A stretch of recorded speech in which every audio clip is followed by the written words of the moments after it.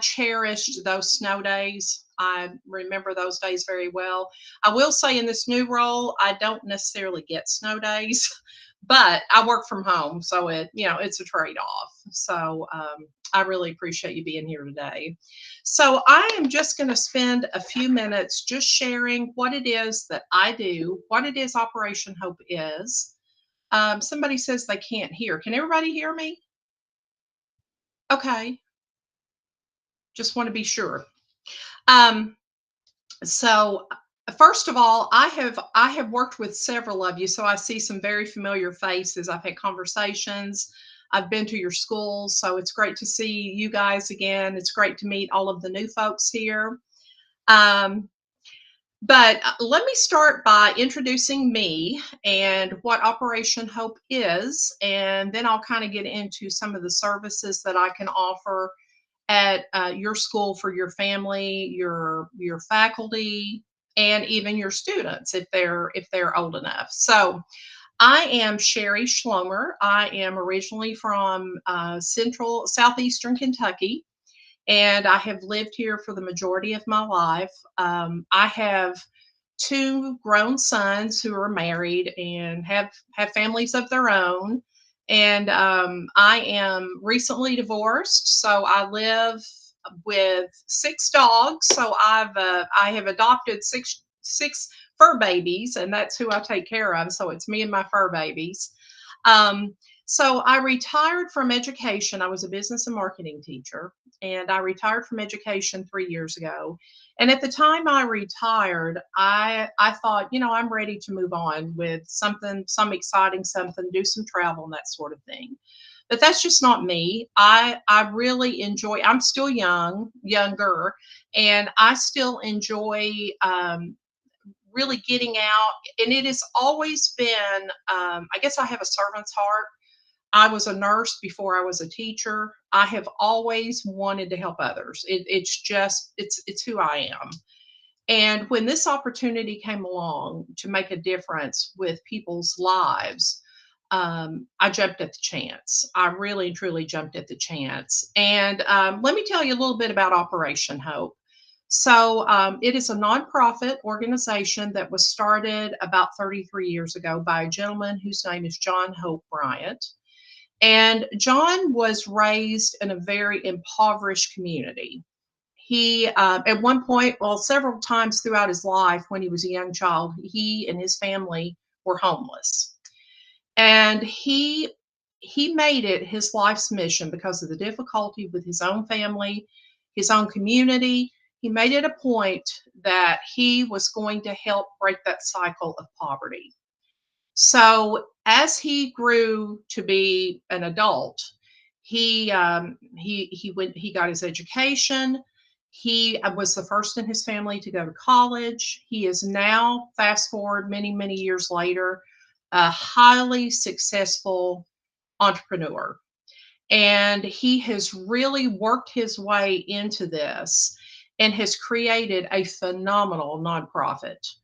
And what we do at Operation Hope is we educate folks on how to better manage their money.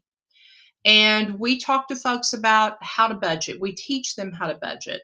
We teach them how to build credit. Many times I work with clients that absolutely will not get a credit card. Well, if you know anything about building credit, revolving credit is part of what you have to build your credit. I work with folks to get out of to improve their credit scores because many times I see that too. I help people learn how to build savings accounts. So my primary role, we don't go in on our white horses and save the day. We teach them, we empower them to learn financial skills to get themselves out of the situation they're in. I work with a lot of agencies in Fayette County. Fayette County is my primary location, but I work all over the state, but primarily Fayette County. And I work with a lot of homeless individuals. I have helped people get to a point, and I didn't do the work they did. Let me make that clear. But I have really worked and cheered people on to from a homeless situation to the point that they're ready to purchase their first home. Now, this takes time, but it's something that we do, and it what a celebration. And I'm telling you, it's out of nursing and out of teaching, this is probably one of the most rewarding things I've ever done, honestly. And here's the greatest part about Operation Hope: all of our services are 100% free. We do not charge for anything we do. How we're able to do that, because that's the question I get all the time. Mr. Bryant learned very quickly, you got to get corporation sponsorship. So that's exactly what we did. So he has gone out in in communities all across the United States, and he has these large corporations to fund the coaching positions. Therefore, we do not have to charge our clients for anything. We do not charge any of the agencies that we work with anything at all for our services. So it's a wonderful, wonderful opportunity. Um, and some of the things that I do as I'm a financial well-being coach. That's my official title. Some of the things that I do, in addition to workshops, and I'll talk about some of the topics of workshops in just a second. I set up booths, sometimes at events, at the public libraries in Lexington. I've been there before, and I offer one on one coaching. And if you have a family that's really struggling, and I mean, let's face it, who wants to talk about their finances? I mean, that's kind of a taboo subject with most people. I know it is for me. I don't want to talk to just anybody about that.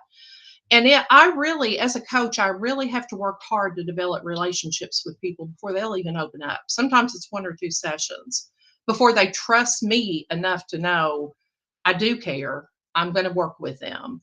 But I will work with them. If it's a year, then I work with them a year. I will work with them as long as it takes to get them in a better situation. And again, all this is done at no charge. It is 100% free to them. I can meet virtually with clients. I do have the occasional client who wants to meet in person. I can do that as well. I meet with lots of folks via phone, so phone calls are acceptable too. Many of my clients that I work with have problems with transportation, so virtual and phone calls work much better than trying to get somewhere. I have had several schools and several families where we have needed interpreters. So if that is a situation for some of your families, just let me know ahead of time. We need to make arrangements for that, but that has never been an issue. That is one obstacle that we move very quickly, because I want this opportunity to be available to all people, and we remove all the obstacles that we possibly can to make that happen. Any questions so far? I can just see a few of you, so if you have a question, just jump in. Um, and let me talk a little bit about some of the workshops that I offer. So these are the basic Operation Hope workshops. There's 6 main categories. One is setting financial goals. We talk about the importance of having those goals, because, as you all well know, as educators, you've got to have a goal to know where you're going, to come up with a plan. We talk about budgeting and saving. That's another workshop. Another workshop is Banking 101. So many people that I work with do not know the difference between, for example, a credit union and a regular bank. They don't know the different accounts that are in each, and the benefit, the pros and cons of each. So I have a workshop about that. I have one about building strong credit and improving credit. Have another one about student loans. That one's becoming more and more popular because so many student loans are coming out of deferment, and all of a sudden people have loans they're paying on. Avoiding scams, that's a big one. And one that I've added in is disaster preparedness. Now, of course, this relates to natural disasters, tornadoes, that sort of thing, fires. But that also relates to job loss. That's a disaster too. So we talk to people about what you need to do to prepare for those things that you hope never happen, but you just have to prepare for it. And a course that I have developed over the last couple of years, I've been with Operation Hope, I'm in my second year, um, is one that I have found that people have been asking for, and that is Budgeting 101. And what I have learned is when I present the general budgeting workshop, people say, well, okay, I understand that it's important to budget, but where do I start? How do I do this? I don't even know what's step one. So I literally have made a process, a very, very simple process of here's step one. And I walk through that with them, step two, step three. And then we would move more into a coaching role where they could check in with me. And that brings me to how I coach. So, my style of coaching, all of us coaches, we have different styles, just like educators, directors, coordinators have different styles. My style is I'm very much a cheerleader for the person. They are in control of their finances. I'm not there to tell them what to do. They have to set the track, set the pace, and I'm there to cheer them on. Now, once they share their goals with me, I'm going to make sure they're on track with those goals. But I am not there. First of all, there is absolutely no judgment on my part. There is absolutely none. I've been through my own financial journey, and sometimes it's not been the greatest. So there's no judgment. I believe in empowerment to the nth degree because I think you have to empower people to get them to make a change. So that is my coaching style.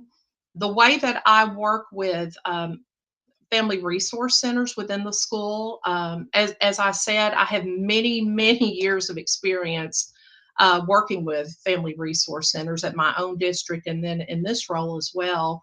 Is I can attend school events, set up a booth, I can talk to student groups, I can talk to parent groups, I can do workshops, and the latest thing that I'm doing with a couple of schools in another county is when they have families that are just needing overall financial rehaul, if you will, they will refer those families to me. And then that family starts working with me and we kind of get them on a better track, if you will. And that helps out the family resource centers because it frees up some resources to give maybe to others that need it. And I know you guys are, there's always a demand for things, and it's probably getting much worse. I would imagine it's getting much worse with the economic times that we're in and this time of year. And I know this time of year is crazy for you guys. Um, and I want to end here by saying I greatly appreciate all that you do. I think people that have not been on the inside do not realize the work, the hours, the heart that you put into all this. And I just want to say thank you so, so very much. I greatly appreciate all that you do. Now, I'm going to open this up for questions. And I saw something pop up in the chat. Rainey, are you monitoring the chat or do you need Yes. me to? So we do have Okay. a question in the chat. Okay. How do you recruit families for your program outside of youth service center coordinators? Great question. So, primarily, the way I recruit is by the biggest way is word of mouth, honestly. But in addition to that, I do social media. I have what's called strategic alliances, and that is just groups like yourself that refer clients, families. Sometimes they're called clients, sometimes they're families in your case that refer those families or advertise for me, if you will. And the families hear about me, they contact me. Most of the time, not always, they'll show up at a workshop and they realize, I want to go into this further at a more personal level. They do not have to attend a workshop to be a client, a coaching client. So that's optional. But that's a great question. So primarily word of mouth. I get more clients that way than anyway. And also advertisement from various agencies. So great question. I see one. What is the process for becoming a client? Great question again. So the process is very, very simple. The way that you become a client is you go to our website, and I'll give you the website. Actually, I'll probably type it in the chat. It's operationhope.org.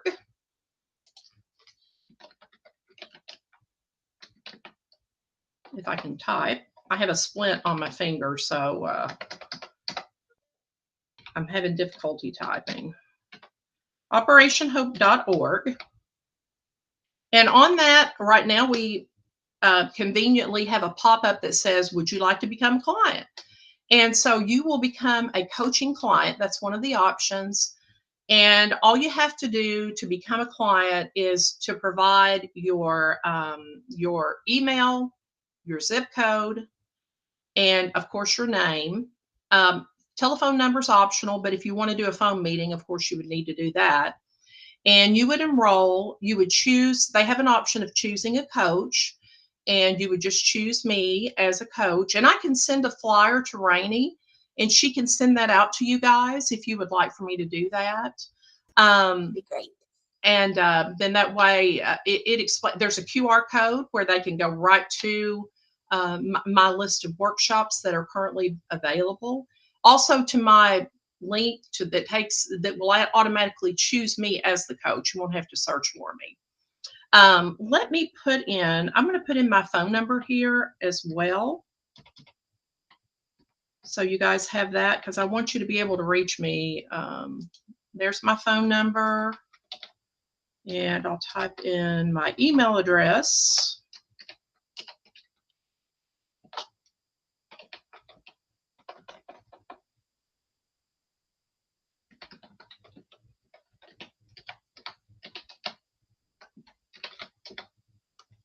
Okay, email address is coming up. Okay. Let's see if I've answered. How do you recruit families? Okay. Okay. Any other questions?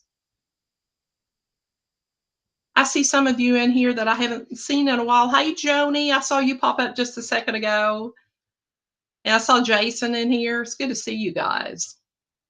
Is there an income limit to receiving Operation Hope services? Not at all. That's a great question. Not at all. They can make six figures, or they can have no income at all. It doesn't. We don't even ask that question. So yeah.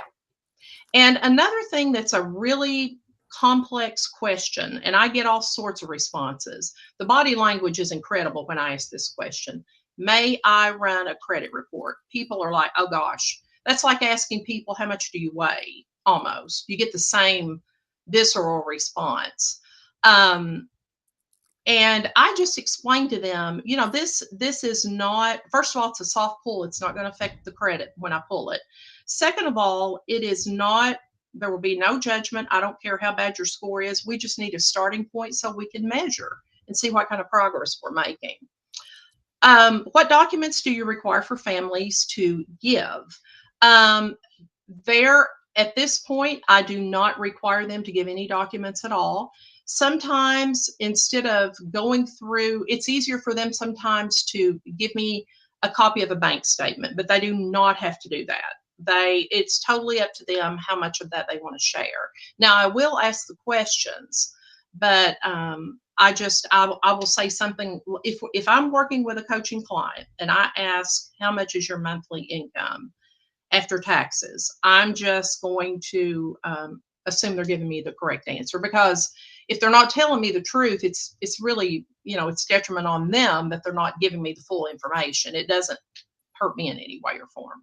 So, and the thing I want to stress here is that, and I stress this to clients all the time, this is not a sales pitch at all. I get nothing from coaching one client versus 50. I mean, I have a salary that I get. Here's what I get from this.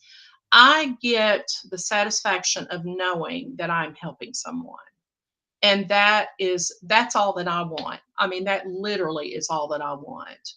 And nothing makes me happier than to see someone that was homeless at one point in time, or struggling really badly, and they're getting ready to buy their first home. How exciting is that? It's amazing. And guys, it's not only for your families, it's for staff too. I have worked with resource center coordinators and their families. I have worked with teachers. I have the whole gamut. And here's another really important thing. This is 100% confidential. As a matter of fact, it's so confidential that I cannot share with you who I work with. Now, if you want to know who's coming to my workshops, just show up. That's what I have to tell you. Just show up and there you'll have it. You can do a sign-in sheet. I'll do a sign-in sheet. But as far as me telling you, okay, this person was there, I'm working with this person, I can't do it. That's part of our terms and conditions. Now the client can tell you anything they want. They can share with you, hey, I'm working with Sherry, but you can be assured that if you're working with me, if you're one of my clients, nobody's going to know that you're working with me unless you choose to tell them that. So part of our terms and conditions, it's very confidential. Second of all, we do not sell any client's name or financial information to outside sources, agencies. So we're bound to the same confidentiality as you guys when it comes to that. Any other questions? One in the chat is, what documents are required for families to give you to work with you? Okay. And if families, I give them the option of this. I don't require any documents at all. But if they want to give me copies of bank statements, give me pay stubs, that sort of thing, they can. Because sometimes they'll say, I'll just give you a pay stub or I'll give you a bank statement and you can, because one thing I do a lot of times is create budgets for people. So I have to know all that specific thing.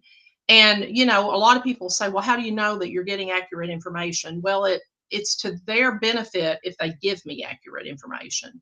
So we can really tighten up that budget. So they don't have to produce anything, but they can if they want. That it's actually better, but I don't require it. Any questions? Any other questions? Great questions. Is it okay if I share information with our employee wellness coordinator? I think this would be a really great resource for her as well. Absolutely. Absolutely. I would really appreciate that, Rainey. And honestly, if any of you, you're thinking about your families within your school, but also if you're even thinking about yourself, you may have student loans that are, just drowning you in debt right now and all that. Just reach out to me. Email me, text me. You have my phone number. And also talk to some of the folks on here that have worked with me.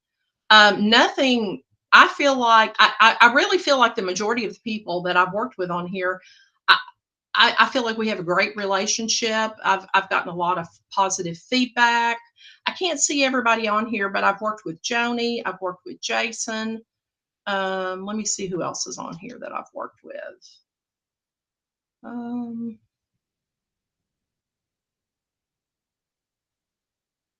Some other people that I've worked with, I don't see her on here. I've spoken with several of you actually, but I have worked with Devonda Williams. I've worked with over at Stonewall, what's her name? Aruna. Yes, Aruna. I've worked with her. So yeah, I've worked with several. I have actually worked with the students at the Day Treatment Center. That was awesome. I love that. That was Sherry Coles. Worked with her at the Day Treatment Center. And somebody asked a question about credit. I saw it popped up. Are you doing credit repair or guiding them? Yes. So I do work with folks on credit repair. That is another service that I offer. So I will be on the phone calls with them. I walk them through the whole process. And if we need to, we go to debt consolidation. If we go one step further, we go to that. I'll help them get enrolled in that. So yes, I am right there every step of the way with them. So it's and I really feel like probably as a coach, my greatest strength is my ability to develop relationships. I'm very much a relationship person. I love people. I love to get to know people. And, the finance part is something I wasn't a financial person, but I was a business and marketing teacher. I can learn that. It's the people and the skill, it's the relationship building that I feel is my probably greatest strength as a coach. And I'd just like to get to know all of you too. And, if you would like for me to come to your school and do an in-person visit and us just sit and chat, shoot me an email and we'll do it. I love to do that. This is a great way for us to meet, but for us to really get to know one another and talk about the best interest of your families, we need to sit and chat, honestly. So, any other questions?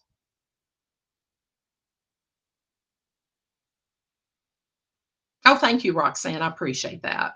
And I really look forward to hearing from all of you. I really think it's a great, great resource. It's not going to cost you guys anything at all, unless some of the schools will buy budget planners and they're like $10 a piece. I've had some schools do that. You don't have to do any of that. I have swag that I can give families for attending workshops and things like that. But there's no cost unless you choose to bring in some additional resources. So I really look forward to working with you guys. And thank you so much for your time today. I appreciate you being here. Oh, sure. I had no idea. So this is incredible. I think you're going to email me a flyer. Is that right? Yes, Okay, I will. I will email share a flyer. I sure will. Yeah. Oh, and I had one other thing. I get this question all the time. Am I approved vendor? That's one of the questions I get all the time. I am not a vendor because I don't charge a fee. So that's the difference. Now, if I charge for my services, yes, I would have to go through the vendor process. But because I'm not, and because I work with families instead of students. Now, if I do a student, every now and then I do the student workshops, and that's okay. And I've had background checks and all that, just like all of you guys are. But I get that question all the time. So there's the answer to that question. Thank you. All right. And I'll get that flyer to you. It'll probably be later this evening. That is fine. Thank All you right. so much. Thank you all so much. And it's great to meet all of you. Yes. Take care. And thanks, everyone. Right. Stay warm. Bye. Bye.